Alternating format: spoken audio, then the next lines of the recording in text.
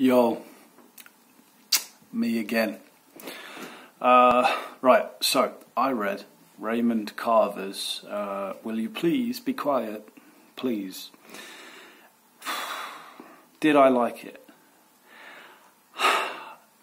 I really want to say yes, but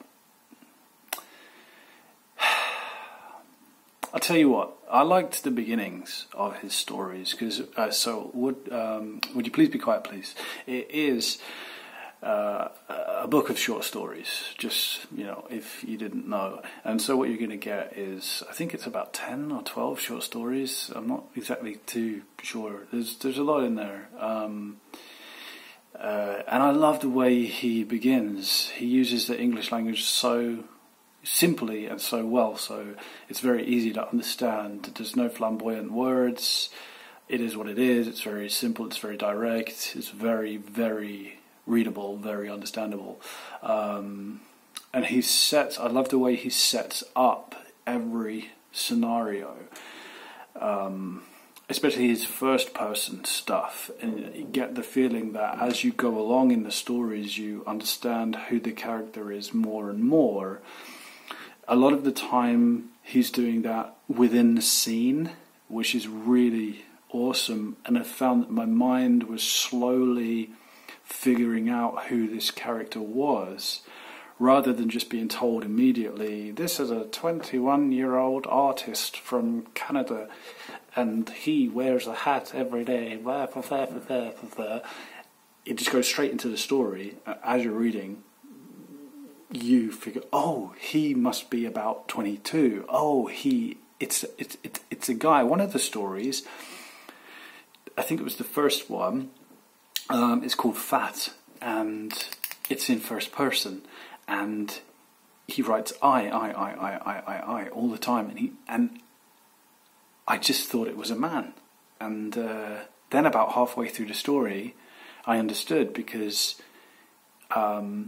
the character walks into the bathroom and puts her hand on her stomach and imagines a baby inside her, and I thought to myself, that's not a man, that must be a woman.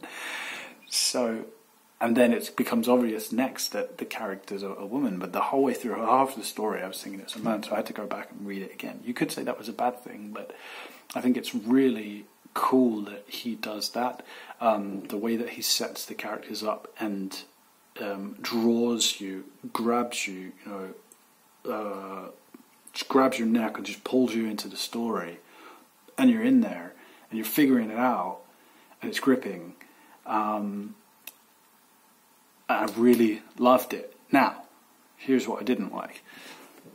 Didn't like the endings. You know that I read Cathedral, and this is what got me into Raymond Carver, was this short story Cathedral. It's just absolutely freaking amazing. And the way that he ends it is just marvellous. So read Cathedral if you have not read it. I thoroughly recommend Cathedral. It's fantastic, and the way it ends is with this huge epiphany. There's a blind guy in there. I'm not going to spoil it for you, but the way that it ends, I love it, because it's the double meaning at the ending. And if you have read it, just go back and look at that double meaning, because I discussed this with a friend, and I think that is the character's revelation, the character's enlightenment, that he develops as a person. His mindset develops, and he becomes suddenly more compassionate, and all of that is in the ending of the story. It's a fantastic ending to a story, and I would love to replicate it. And I expected more of that when I read Raymond Carver, and I didn't get it, and so I was very disappointed, actually, because, like I said, he grabs you by the neck, he pulls you into the story, you're there, you're following it through, you're going, wow, what's going to happen? And then nothing happens. It just ends, and every one of them ends weirdly, or what's the word when it's just I'm supposed to be a writer, but sometimes I cannot think of words. Anticlimax. It's just an anticlimax, and you go, oh, I'm reading.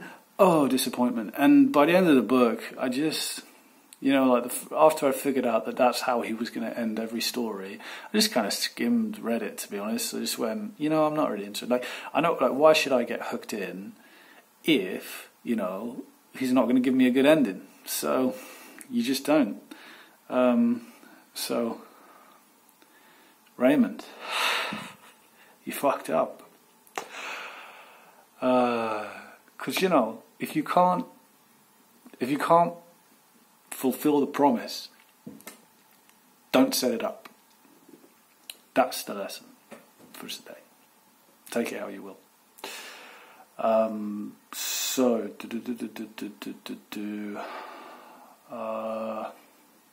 what else? Yeah, let's just talk about that story, Fat. So obviously, I don't. When was Raymond? When was it written? Will you please? I'm pretty chill, you know, and I'm sorry that I didn't do my research before this video, but I'm just doing it on the fly, and you're gonna have to just bear with me. I mean, you could just turn it off if you want. Well, I think anyway, it was the computer's being slow. I think it was written in 1970 something, 1976. It was published. So I don't know if you'd get away with that now because you're talking about a fat person.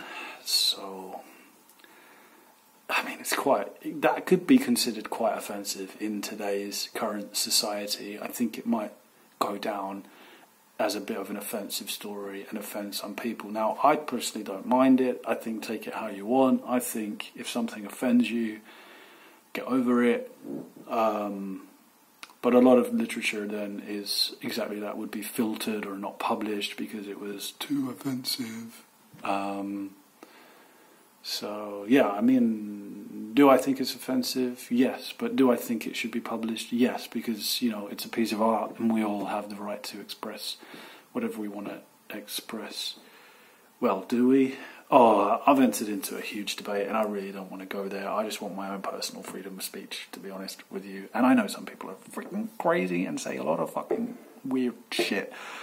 So some of it, you know, I don't think should be published. Do I think Fat should be published? Yes, I do actually think it's a piece of art. I genuinely do think it's a valid story, and I think actually that one has a very fantastic ending. Let's talk another one of his stories. Now, here's the thing. What a lot of people like about Raymond Carver, which I've noticed by doing some fishing around on the internet, is that they like the fact that he leaves a lot of it up to interpretation. There was a comment about Hemingway, who leaves a lot of his stuff, you know, it's like the reader gets the tip of the iceberg, and, you know, 9/10 or even more than 9/10, 90% of the story is actually underneath all of that. And some people like that style. I don't, because it's meaningless to me. Because if I have to read a story and interpret it for myself, I could interpret it however I wanted to. So the fact is that Raymond Carver sets all of this up. And there's millions of readers out there going, oh, what does it mean? What does it mean? What does it mean? Well, then it means whatever you want it to mean. So if you have a limited perception, you will perceive it in a limited way.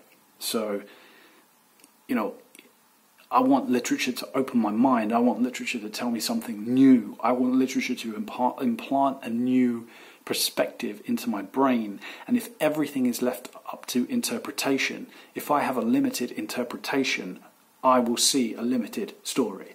So, you know, I feel that there is nothing that Raymond Carver can give which I don't already have. He's telling me a story which already will exist in my interpretation. What I want a writer to do is to give something new. And if everything is left up to interpretation, there's nothing new. So, that's why I don't like Raymond Carver.